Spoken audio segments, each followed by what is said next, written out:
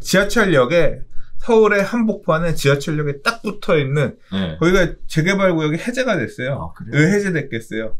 지주들이 재개발을 여기 왜 하냐.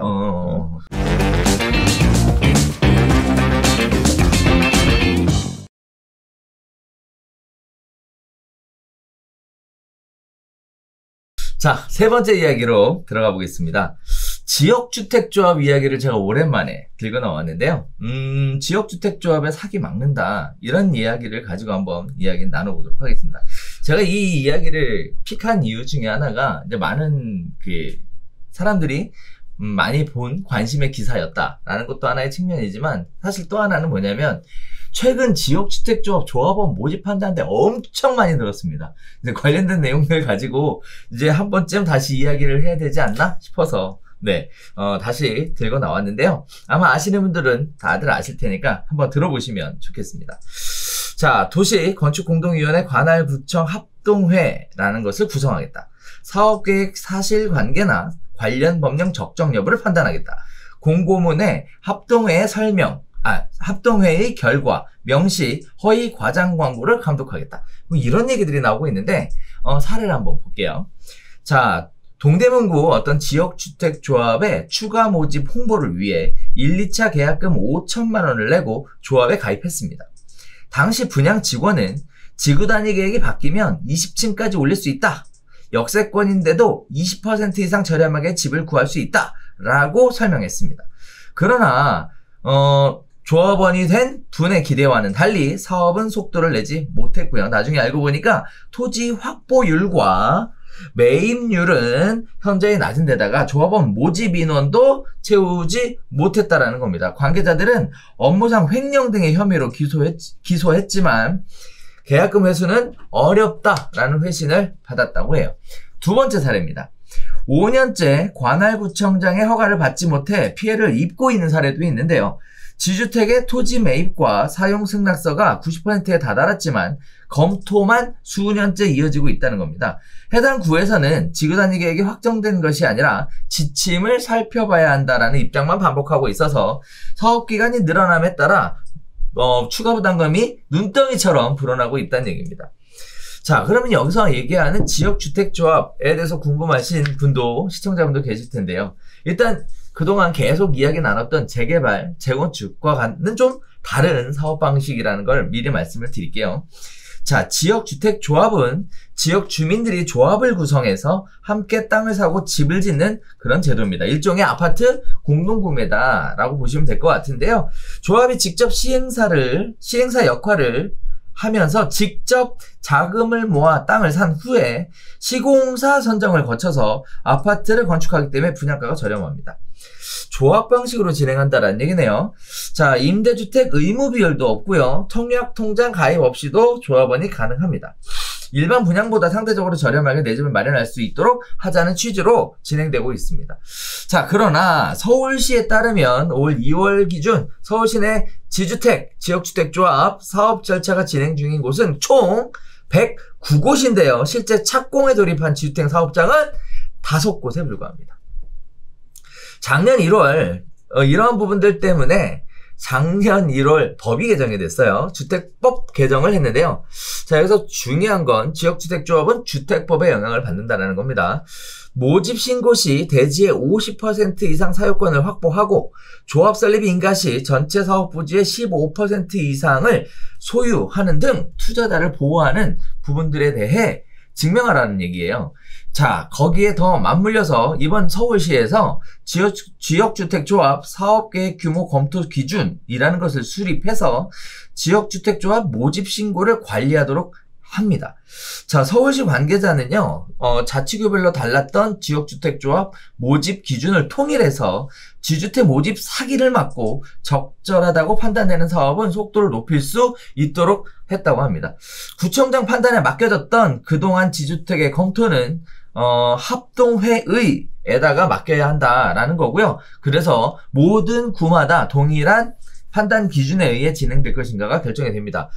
또 그 결과가 모집 공고문에 반드시 포함되어야 한답니다. 자, 합동회의에서는 사업계획 규모의 적정 여부를 판단해서 관련 법령과 사실관계 등이 집중 검토한 다음 사업계획 내용을 신고된 규모에 따라 조정할 수 있다고도 해요. 자, 모집 공고문에는요, 합동회의에서 도출된 결과를 반드시 포함하도록 되어 있어서 이제 뻥튀기해서 뭐 이렇게 된다더라 하는 것이 어렵게 됐습니다. 또 지구단위 계획, 사업계획 승인된 절차에 따라서 사업계획이 변경될 수 있고 확정된 계획이 아니라는 점도 명시하게 해서 이거 마치 다 된 사업인 것처럼 이야기를 못하도록 이렇게 하겠다라는 건데요. 자, 지역주택조합 왜 다시 이슈가 되고 있는 걸까요? 자, 지역주택조합에 대한 부분들이 굉장히 부정적이다라는 얘기를 수차례 말씀드렸음에도 불구하고 왜 아직도 수많은 사람들이 지역주택조합에 이렇게 조합원이 돼서 이렇게 힘들어하는지, 왜 사람들은 계속 지역주택조합에 관심을 가지게 되는지. 주택 공급이 없다 하는데 지역주택조합도 역시 주택 공급을 위한 하나의 수단이죠. 공급에 대한 방안인데 왜 추진하려고 하지 않는지, 지역주택조합에 속지 않으려면 도대체 어떻게 해야 되는지, 이런 부분들이 아마 시청자분들께서 궁금하지 않을까라고 생각이 되는데요. 소장님도 지역주택조합 부정적이시죠? 네. 그래서 지역주택조합 요즘에 보셨습니까? 다니다가 보면? 많죠. 많이 보셨죠. 저희 사무실 앞에도 붙어 있어. 아, 그래요? 요새 엄청나게 많은 것 같아요. 지역주택조합, 그러니까 이게 광고가 어떤 식으로 돼 있냐면, 그냥 거의 집을 거저 주는 수준으로 집을 얻을 수 있다는 식으로 이렇게 붙어 있어. 아, 그래요? 그러면 그 지역이 어디냐면, 굉장히 인기 있었던 재개발 구역이에요. 지하철역에, 서울의 한복판에 지하철역에 딱 붙어 있는, 거기가 재개발 구역이 해제가 됐어요. 아, 왜 해제됐겠어요? 지주들이 재개발을 여기 왜 하냐? 그 반대한 거야. 그래서 구역에, 뉴타운에서 해제가 된 구역이거든요. 근데 거기에다가 아파트를 짓겠대. 야, 재개발도 안 하겠다고 지주들이 그랬던 곳인데, 그러면 지역주택 조합을 만들어서, 이 조합을 만들어서 하겠다는 얘기는, 그러니까 이 재개발 사업하고 지역주택 조합 사업하고의 가장 큰 차이점은 뭐냐면요, 토지의 소유권 문제입니다. 그러니까 재개발 사업, 이런 정비 사업은 뭐냐면, 우리가 땅을 갖고 있는, 그러니까 이 동네 사람이야 토지 등 소유자라고 하잖아요. 우리가 갖고 있는데 우리 동네가 너무 열악하고 집도 낡았어. 그러니까 나 혼자는 아니잖아요. 그러니까 우리가 같이 연대해서 조합을 만들어서 우리 땅에다가 집들을 헐고 우리가 한 채씩 받고 남는 거는 분양해서 우리 집 짓는데 보태자. 이게 재개발 사업이에요. 그러니까 이건 제일 중요한 게 뭐예요? 우리 땅이야. 우리 땅에서 우리가 하는 거야. 근데 헐고 새로 짓는 과정에서 너는 우리한테 조합이 될 수 없는 자격이 있는 사람들, 이들은 빼고, 이런 개념이라고 하면, 이 지역주택조합 사업은 뭐냐면, 우리 땅이 아니야. 야, 저기가 땅이 좋아 보이는데, 우리가 저 땅을 사서 우리가 저기다 아파트를 짓자. 야, 저 땅 내가 살 거니까, 여기 집질 사람, 이 손을 들라고 해서 조합원을 모집하는 거예요. 근데 저 땅을 얼마에 살 거냐? 글쎄, 저 사람이 팔지 안 팔지 아직 몰라. 근데 우리가 얼마에 살 거야. 그러니까 이 지역주택조합, 그러니까 결국 뭐냐면 조합원 모집할 때는 뭐가 필요하냐면, 우리가 저 땅에다 아파트를, 34평 아파트를 7억에 지어서 공급할 거니까 조합원에 가입해, 이런 식으로. 네. 야, 주변 아파트가 15억인데 7억 원에 그냥 공급할 거라고? 그러면 어떻게 그게 가능해? 아, 우리가 직접 하는 거니까 비용 이런 게, 이윤 이런 게 다 없어서 원가에 하는 거니까 가능해. 이렇게 사기를 친다고요. 7억 원이라고 하는 조합원 분양가는 우리가 땅을 다 사게 되는 토지 매입 금액 추정치. 그 다음에 사업하는 데 들어간 사업비 추정치를 녹여서 7억 정도 될 거라고 사기를 쳐서 조합원을 모집하는 거거든요. 네네. 그 땅에, 그 가격에 못 사, 그 땅을. 그리고 다 멀쩡히 사람들이 갖고 있는 땅이라니까. 지금 여기 그래서 아까 얘기하셨던 내용 중에 모집 신고 시에 대지의 50% 이상 사용권을 확보해야 모집할 수 있게끔 한다 그랬는데, 그리고 실제 그 중에 15% 이상은 소유해야만. 그러니까 이 사용권이라는 개념도 뭐냐면, 가보면 이게 진짜 말 그대로 사기 수준에 가까운 게, 자 보세요. 전체 땅이 중에서 15%는 이 지역주택 조합이 소유를 하고, 나머지 35%는 뭐냐면 가서 우리 동네 재개발할 거니까 그냥 소지 승낙서, 네 땅 써도 된다는 승낙서 하나 써주세요. 도장 인감 하나 해주세요. 아니, 써줄 이거 동네 그럼 이대로 둘 거예요. 이런 식으로 해서 받아가. 그렇게 해서 받아가는 것도 아직 돈 주고 뭐 한 거 아무것도 없어. 약속 아무것도 없는데 소지 사용 승낙서 받으면 그게 이제 여기 퍼센트에 포함되는 거야.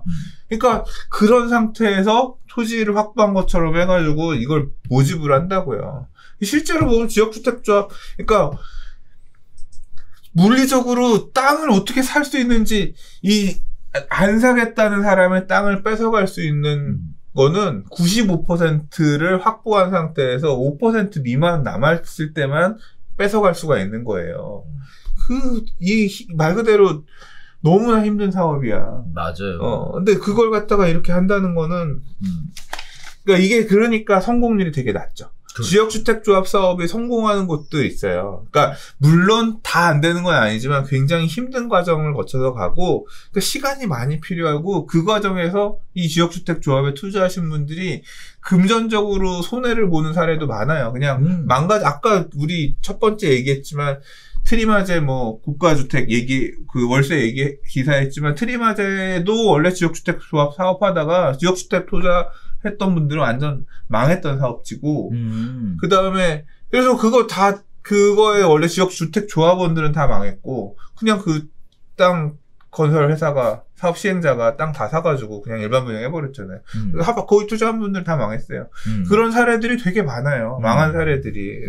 그리고 잘 해서 간다고 하더라도 되게 놓치는 부분이 기회비용이란 말이에요. 조합원의 지위를 유지하기 위해서 아무것도 못해.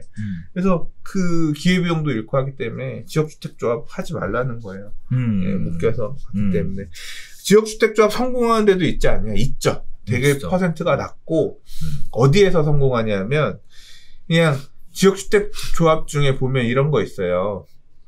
이게 지역주택조합이 물리적으로 문제가 되는 건 뭐냐, 멀쩡하게 소유주들이 되게 많이 있는 데를 저 땅을, 그러니까 한 명한테 사면 상대적으로 쉽지. 그렇지. 근데 막 몇백 명한테 사야 되는 데를 그런 식으로 하는 경우들이 되게 힘든 거고요. 한 명이면 뭐겠어요. 회사가 갖고 있는 땅, 예식장 부지, 그런 데들 같은 경우는 상대적으로 될 가능성이 높아요. 왜냐하면 토지 확보가 쉬우니까. 그렇죠. 근데 이렇게 토지주들이 많이 얽혀있는 곳들에서 지역주택 조합을 한다는 거는 너무 힘듭니다. 그래서 안 하는 게 맞아요. 맞아요.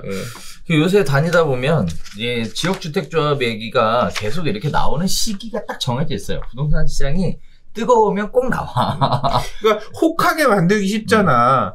옆에 15억인데 8억에 줄 거라니까. 왜요? 진짜? 그러면 이건 우리가 직접 하는 거기 때문에. 그래요? 그럼 8억의 조합원 분양가 그렇게 해서 가거든요. 근데 나중에 가면 1차 추가 부담금 3억, 2차 추가 부담금 3억, 3차 추가 부담금 3억. 야, 그때 15억 주고 사는 게 낫겠다. 그 꼴 난다니까요. 실제 들어가는 돈은 더 나오고. 그러니까. 알바근 애들 나중에 이제 사업이 가더라도 안 팔고 있었던 사람들한테 알바근 땅을 사기 위해서 엄청 땅값을 많이 시가에 몇 배가 아니라 몇십 배가 주고 그게 다 비용에 녹아가지고 조합원 분양가에 들어가는 거예요. 그러니까. 자, 이런 부분들이 있어요. 그래서 경기가 좋고 부동산 시장이 뜨거우면 꼭 얘기 나오는 게 지역주택조합 얘기고, 그리고 또 사실 지역주택조합 플랜카드를 진짜 도처에서 쉽게 찾아볼 수 있습니다.